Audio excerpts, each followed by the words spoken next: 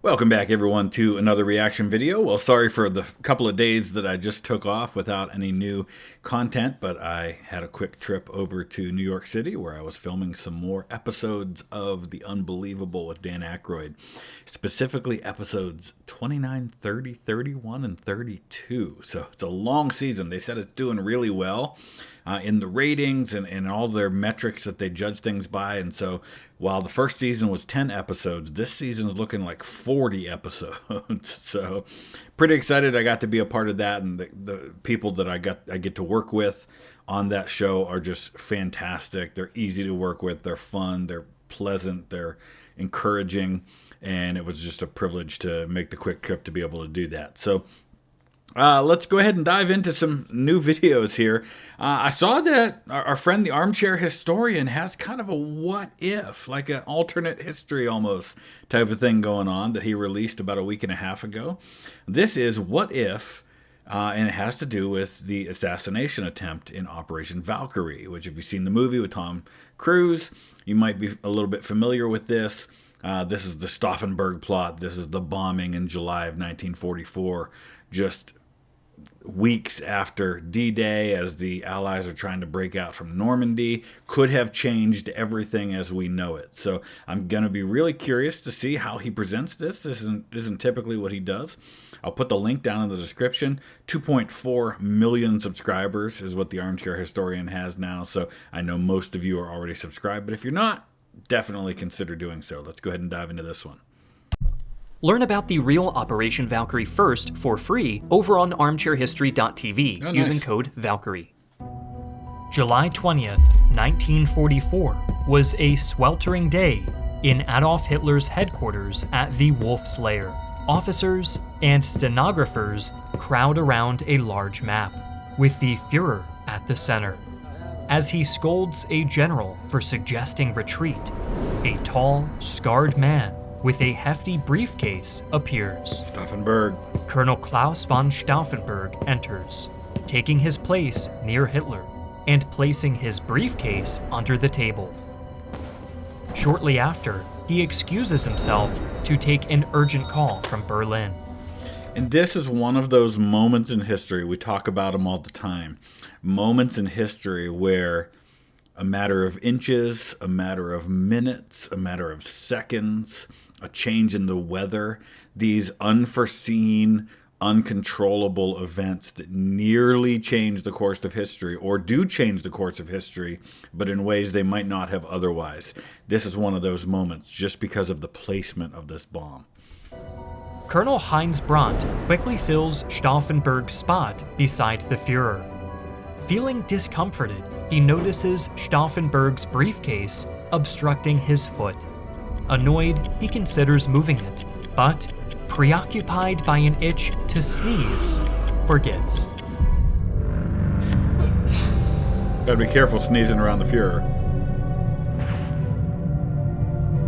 Minutes later, a massive explosion shakes the Wolf's Lair. The perfectly placed explosive has done its work.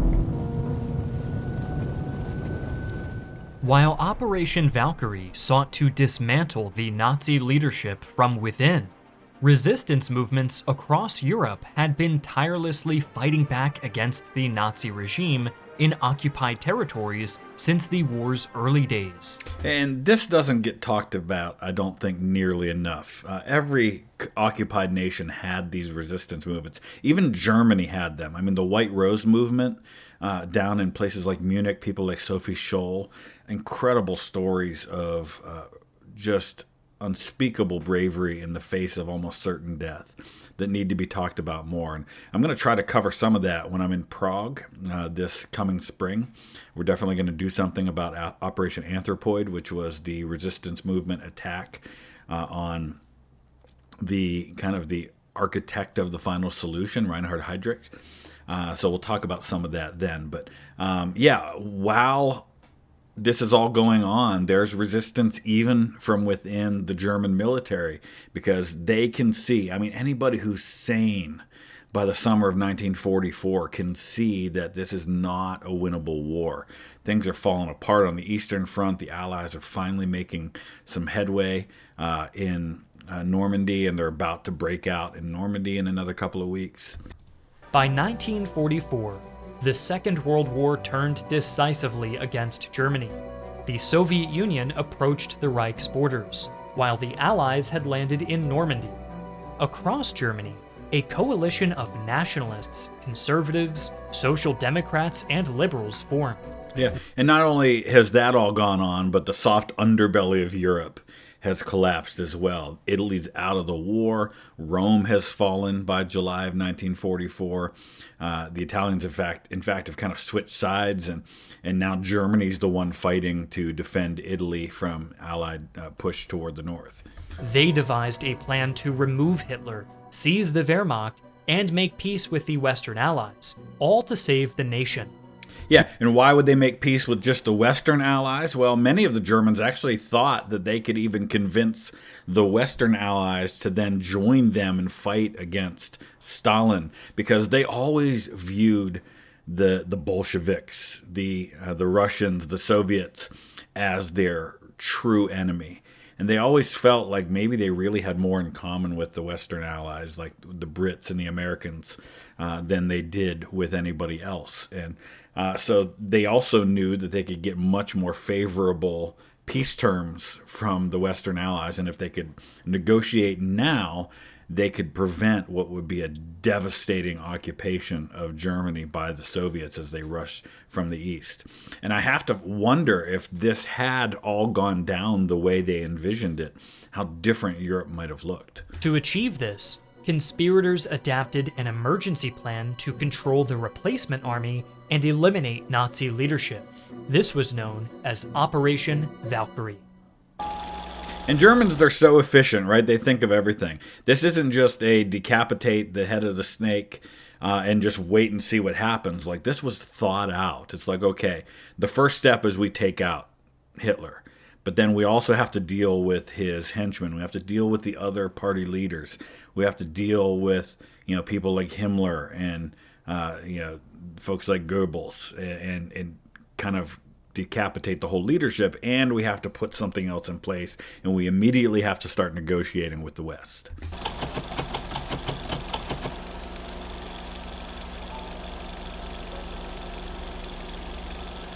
To decapitate Nazi leadership in one blow, the conspirators identified key targets, notably Hitler's successor, Hermann Göring, And we got Goebbels and Himmler, yep. propaganda minister, Joseph Goebbels, and SS leader, Heinrich Himmler. Yep, got to take them all Some out. conspiratists saw Himmler as a potential ally. Conservative Prussian finance minister, Johannes Pappitz, offered him opposition support if he moved against Hitler to secure peace.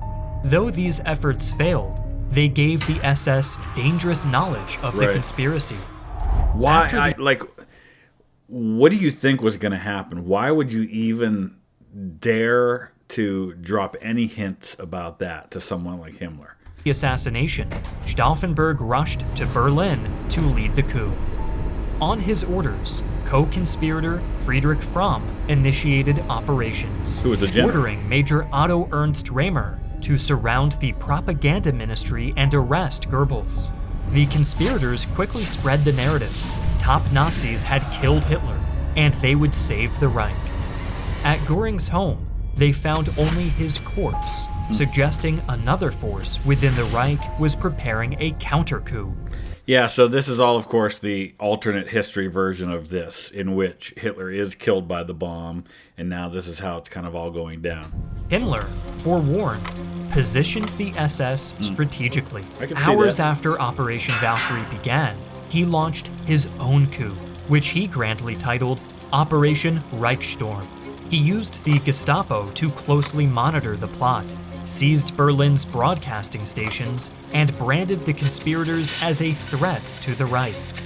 As Himmler took control, the coup unraveled.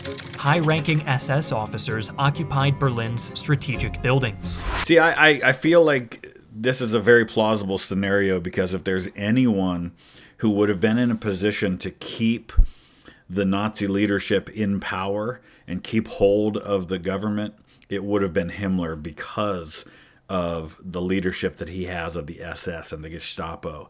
I mean, he's got his hands in all the right cookie jars to be able to pull this off. Raymer switched sides, surrounding the conspirators' headquarters instead.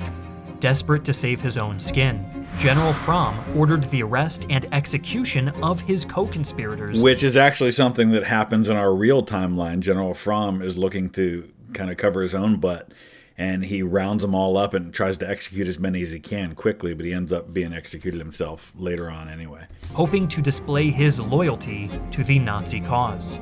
In just 6 hours, the coup had failed.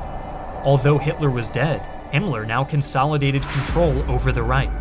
A new day dawned in Germany, but it was one of horrors under the reign of terror of the SS. It'd be brutal. Himmler doubled down on his philosophies of Aryan purity and total war. The Reich devoted even more resources to eradicating undesirables, ramping up eugenics and breeding programs. The only thing I would say, though, is that at this point, I mean, even Auschwitz has been liberated. Or no, that happens in early 1945. I mean, a lot of these camps are going to start to get liberated in the coming months because the Soviets are marching west. The Western Allies are starting to march to the east. And so they're on kind of the downhill slide of being able to get away with this stuff. Himmler's government unleashed horrors across occupied Europe. Yet his terror could not turn the tide of war. Right. By early 1945, the Allies had liberated most of France and Belgium, and the Soviets controlled Eastern Europe. Himmler made token peace offers, all soundly rejected by the Allies. As the German state neared collapse, he began planning to continue the war underground. I do believe that by the time you get to 1945, any attempt at peace is probably going to be rejected because the tide has turned irreversibly against Germany. But I could see in July of 44, when this coup first happens, if these peace overtures are made then, I could see a theoretical scenario where it's accepted. Of course, it all depends on the Soviets, because if Germany's going to make peace with the Western Allies, with France, Britain, USA, but doesn't agree to any kind of a peace against the Soviets, and in fact makes it clear that by making peace in the West, they're just strengthening their position to deal with the Soviets, I'm guessing that would not be accepted. The regular German army faltered. Its power dwindled ever faster, while the new government diverted much of its needed resources toward the fanatical Waffen-SS. As the collapse of the Reich seemed imminent in March 1944, Himmler had begun relying on untrained militias and irregular units to operate behind enemy lines. I could see a scenario where, and this was a worry that the Allies had, that Germany holds up in the mountains, like goes down to Bavaria and goes into the Alps and places like Berchtesgaden and starts a guerrilla war, and this drags on for months, if not a year or more. That's certainly a possibility under this scenario. It is better that a young cohort dies and the nation is saved than that I spare the young cohort and a whole nation of people dies out, he commented. The government poured funds into werewolf groups, terrorist units blending in with civilians to attack occupiers. Even after Berlin fell and Germany surrendered, SS fanaticism lingered. Nazi guerrillas terrorized Central Europe for years. The defensible Alps, in particular, became a Nazi terrorism hotspot, with assassins targeting left-wing politicians, Jews, and immigrants. And this is also kind of the homeland of National Socialism, right? I mean, it starts in Bavaria, and so it makes sense that this is where they go to make their final stand. Only decades later did the Nazi threat in Central Europe finally subside.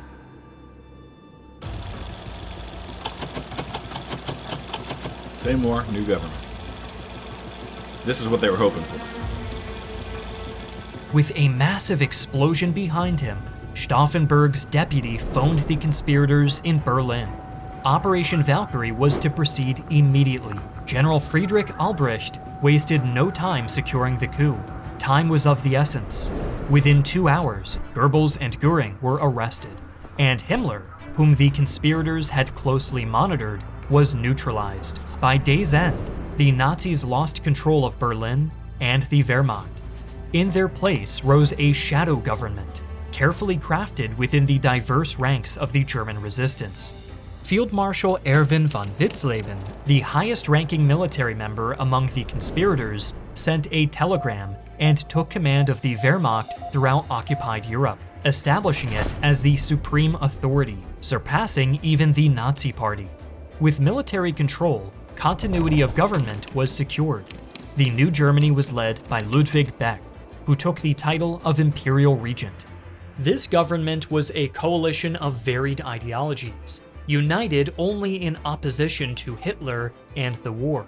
Yeah, and this can work for a while. You have all these different groups. We talk about this often. When you have these scenarios where you have a common enemy, you can unite these groups, deal with the common enemy, but then you have to deal with how do you sort out what comes next, and how do you decide who's going to take the leadership role. Most were from the pre-war conservative and nationalist establishment. Beck had initially supported Hitler, but later saw him as a warmongerer, leading Germany to a war that it couldn't win. Many in the new government still viewed the war as just and desired Germany's return as a preeminent European power. The new government aimed to make peace with the Western Allies to continue the fight against the Soviet Union. However, peace would not come easily. Germany still had resources to wage war, and Allied and German goals were worlds apart. Yeah, and as I said before, I don't think it's a foregone conclusion that the Western Allies would accept this. Yeah, they see Stalin as being a future problem that they're going to have to deal with, but I also don't necessarily know how easily this would be achieved. President Roosevelt and Prime Minister Churchill had made it clear that forced territorial adjustments were unacceptable, while the German government insisted that Austria, Sudetenland, large parts of Poland, and Alsace-Lorraine remain No German. chance. Moreover, the Allies demanded Germany's unconditional surrender. Following the coup, Beck instructed Field Marshal Gunther von Kluge to discuss an armistice with the Western Allies in France. Yeah, the best case scenario, I think, in this would be for Germany to accept an unconditional surrender while the Soviets are still a ways off from hitting the German heartland. At least then you keep the Red Army from marching in, causing the wholesale destruction and the lives that would be caused by this, not only in terms of deaths, but also in terms of assaults and things like that. But negotiations quickly stalled. To the Allies, the new German government was scarcely different from the Nazis in its geopolitical aims. Poland's government in exile resolutely rejected German territorial claims, and Churchill viewed the new regime as a continuation of the Nazi state. You would have to agree to pre-war territory. I mean, you might even have to give up some of that Prussian territory that eventually ends up going to Poland in all of this. Marking the highest personalities in the German Reich are murdering one another, while the avenging armies of the Allies come close upon the doomed and ever-narrowing circle of their power. The Western Allies resolutely rejected Germany's peace proposal. Proposals for peace were made to the Soviets as well, but Stalin refused. Despite his mistrust of the West, he too endorsed the formula for unconditional surrender after the Allied landing in Normandy. Negotiations in the West broke down, and the Allies steadily pushed out of their beachhead into the French countryside. So here's the question then in this scenario is, if not peace, then is the war fought more effectively? Because we see in our real timeline that Hitler starts to make more and more ridiculous decisions when it comes to the military. Although the coup dealt a blow to the German defenses in both East and West, the Wehrmacht defended Germany competently. In the West, the Germans held off the Allies in the Rhine for several months, while in the East, you can't fire a machine gun like that. It would overheat so fast you wouldn't be able to use it anymore. Tactical withdrawals delayed the Soviet offensive in Poland considerably. However, the collapse of the German army was imminent. In the war's aftermath, Germany was occupied by the Allies and the Soviet Union, and a long process of building a new democratic Germany began. The reconstruction effort was arduous. Although Churchill had seen the Nazi and military governments as one and the same, many Germans viewed Beck's government as a treacherous one that had led the German state to ruin. Much like in 1918, a stab in the back myth emerged, in which a corrupt and selfish elite betrayed the Reich. The reconstruction effort was hampered by a stiff neo-Nazi movement, one that revered Hitler and the other Nazis as martyrs. It took years for a stable German democracy to finally take root, and while economic prosperity following the Marshall Plan brought some respite, the 1973 oil crisis would once again facilitate a rise of right-wing extremism in Germany. So interesting. I'd be curious to know your thoughts about that. Do you see it going that way in this scenario that he's laid out, where where Operation Valkyrie is successful, the coup takes effect, but nothing really changes except to allow a festering Nazi ideology to continue to exist that rises up years later the next time there's an economic crisis? Not sure I see it that way, but I'm certainly willing to be wrong about that.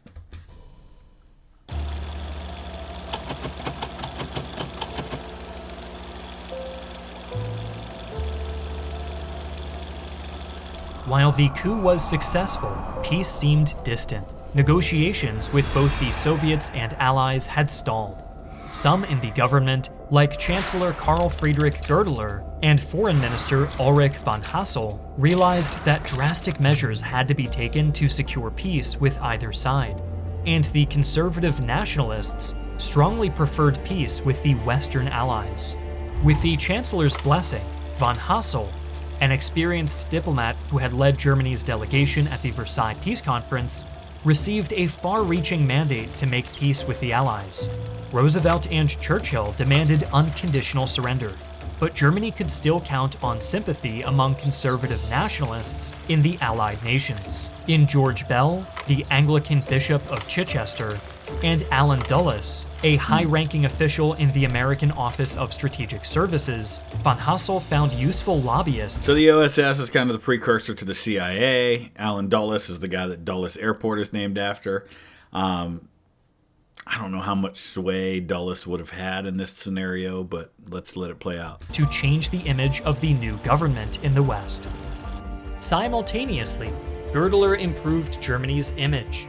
Immediately after taking office, the new chancellor repealed the Nuremberg laws and made a speech announcing that the persecution of the Jews, which has been carried out in the most inhumane, deeply shaming, and quite irreparable ways, is to cease. This is an interesting scenario. I find this one fascinating because I could see that being effective, where you have a leadership come in that immediately starts rolling back some of the damage that's been done by the Nazis, even in their own country. That would communicate something very powerful to the Western Allies about where Germany's headed, and that might actually have an impact. Although Churchill's notion that both this and the Nazi government were one and the same seemed ever more distant from reality, Goerdeler would have to take even more drastic overtures to find peace with the West. Despite protests by its people, and even some in the army, Germany announced it would abide by the Atlantic Charter. Minor revolts, especially by Nazi elements in German society, were brutally suppressed. To further disassociate Germany from its Nazi image, the form of government also had to change. I find this to be the most unlikely scenario of these three, but it's also the most intriguing to me because it makes me really curious about how this would shape the post-war world. If the Soviets aren't able to advance into Germany, if the Western Allies are impressed enough by what this new German government is doing, and if the new German government did just lay down its arms and say, we're not fighting anymore, and here's the changes that we're making inside, and I think they would probably have to make the changes first before they stop, I could see a scenario where the Cold War doesn't look nearly the same in Europe. Monarchy had long been on the minds of the new government, but the members of the cabinet differed on the exact candidate and powers of the monarch. Ultimately, they settled on Prince Louis Ferdinand of Prussia, the grandson of Wilhelm II, who was to head a constitutional monarchy modeled after the British monarchy. Unlike his father... It would have to be a constitutional monarchy. I mean, that's the only way the Western Allies would accept it, is if it was something along the lines of the British. And of course, remember, these guys are all British descendants as well. These are descendants of Queen Victoria, who had maintained close ties with the Nazis early on.